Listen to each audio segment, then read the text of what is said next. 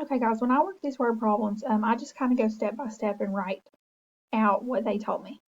So first I have 5 times a number. So I'm going to use x. So we have 5 times x added to 3. So plus 3.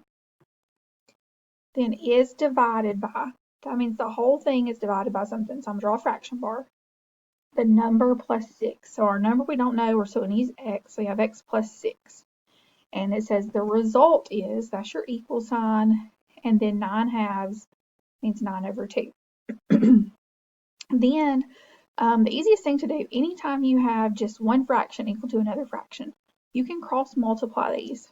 So I'm going to do 2 times 5x plus 3, make sure you put some parentheses. We have 2 times 5x plus 3 equals, and then you cross multiply the others. So we have 9 times x plus 6. The main thing to remember, because people for some reason always forget this, when you cross multiply, you set them equal to each other. Okay, then you solve it just like we always would. So we're going to distribute first. So we get 10x plus 6, and then 9x plus 54. Then, because we just have x's, we need x's on one side, numbers on the other. So I'm going to subtract 9x.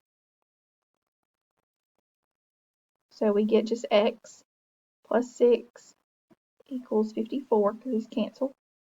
And then we subtract 6 on both sides. And we get 51 minus 6 is 48. Okay.